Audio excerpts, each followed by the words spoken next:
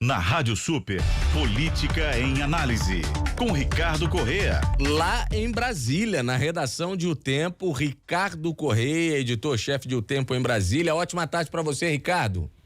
Ótima tarde, Luciana, a todos os ouvintes. Um prazer novamente estar com vocês. O prazer é sempre nosso. Ô, Ricardo, vamos então repercutir essa situação que tá mais parecendo um roteiro de filme de espionagem, hein, Ricardo Corrêa? E com várias versões, né? Uma confusão danada. O mesmo Marcos Duval já deu várias, 3 ou 4 versões diferentes. A cada entrevista nova, a cada fala nova, vem uma versão diferente. Então há muita coisa nebulosa ainda, coisa que precisa ser explicada, né? Que talvez ele comece a explicar nesse depoimento que ele vai prestar à Polícia Federal, né? Daqui a pouquinho ele vai prestar esse depoimento ainda hoje e aí pode explicar um pouco mais. Mas nesse momento, o que precisa ser esclarecido ainda? Primeiro, ele teve ou não teve um encontro com o Moraes antes desse encontro que ele disse que teve com Bolsonaro e com Daniel Silveira, né? Porque numa das falas ele diz que não teve esse encontro, que apenas avisou a Moraes que iria fazer esse encontro. Em outra ele disse que ele teve um encontro presencial com Moraes, mas se ele não sabia do que se tratava, para que ele também teria que avisar a Moraes que iria encontrar com Bolsonaro e Daniel Silveira? Quer dizer, não faz muito sentido, né? O principal que Bolsonaro falou ou não falou alguma coisa nesse encontro, né? Porque na primeira versão ele disse que Bolsonaro o coagiu a dar um golpe. Depois, na entrevista à revista Veja, ele diz também assim, ele explica as coisas todas e a repórter pergunta, mas Bolsonaro disse tudo isso?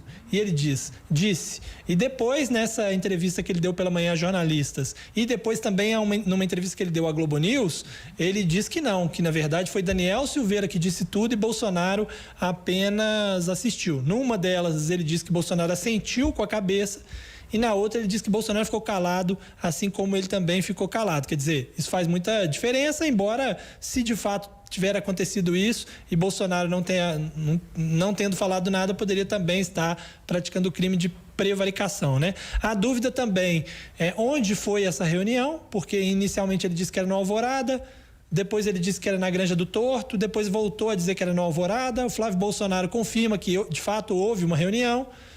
Então precisa saber, porque na Alvorada é a casa do Paulo Guedes, não faria sentido, né? Por isso que os jornalistas questionaram ele.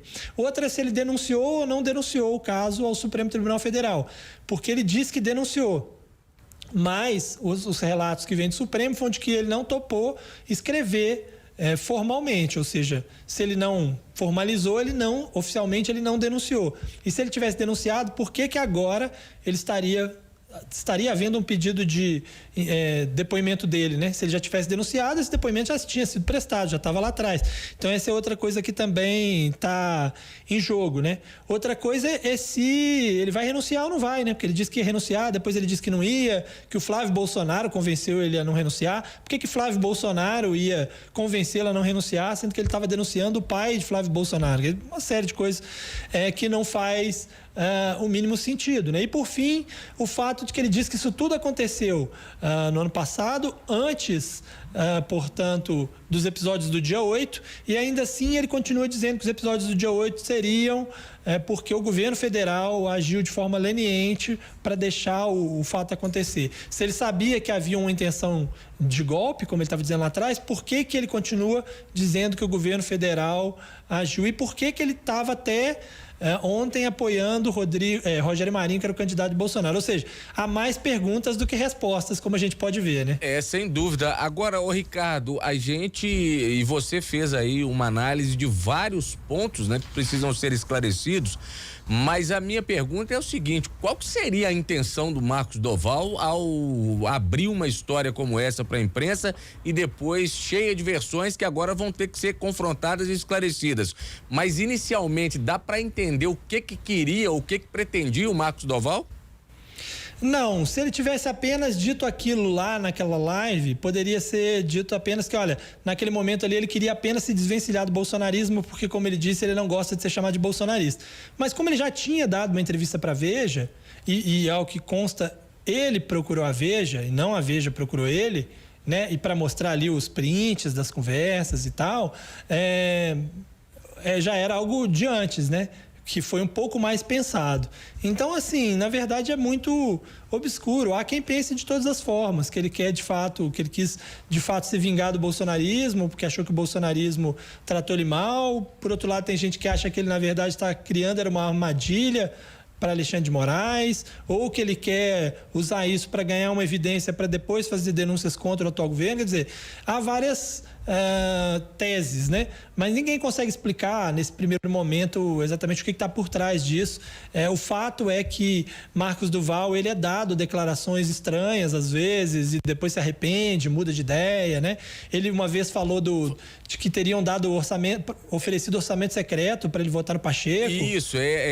ele que é esse senador, né? Que disse Exatamente. Depois desdisse essa situação em relação a recebimento de emenda de orçamento para poder votar no Pacheco.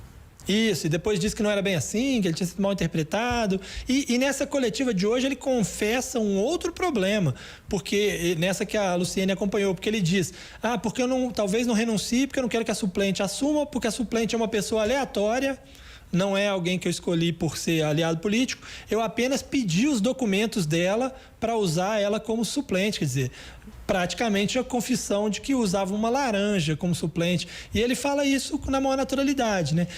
Pelo que a gente já ouviu de pessoas que estiveram próximas dele, ele é um pouco ingênuo às vezes, não pensa muito bem antes de falar e tal, mas o episódio é esquisito, como era esquisito aquele do Luiz Marinho também, né? Que falou lá do Bolsonaro, uma história estranha lá sobre Ricardo Barros e tal, enfim, uma figura que ainda precisa ser decifrada, né? Pois é, e que se elegeu na esteira daquela antipolítica de que tem que consertar a política, de que tem que mudar tudo porque o sistema está corrompido, e aí confessa esse tipo de situação em relação a suplente, né, Ricardo?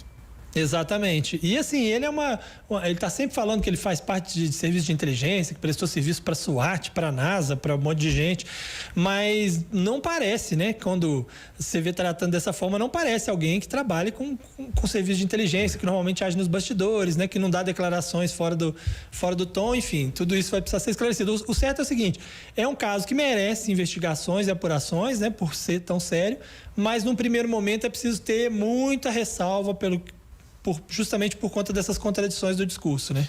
Ô Ricardo, para a gente finalizar, vamos repercutir ainda eleições da Câmara e do Senado. Ontem você dizia que a expectativa era saber com quantos votos o Arthur Lira seria reeleito, e ele bateu o recorde, né? 464 votos, o mais votado da história. E o Rodrigo Pacheco, por mais que o jogo tenha sido apertado no final para ele, conseguiu confirmar o favoritismo.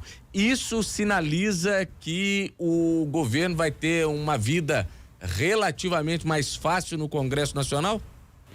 Não necessariamente uma vida mais fácil, mas com certeza uma vida que não será tão difícil assim, sobretudo no Senado, né?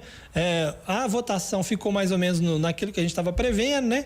Eu ontem lembro ter falado aqui que o Lira teria algo em perto de 470, ele teve 464, que o Chico Alencar ficaria mais ou menos com uns 20, ele ficou com 21, né? Que o Van Hatten ficaria com 10, um pouquinho mais de 10, ele ficou com 19, né?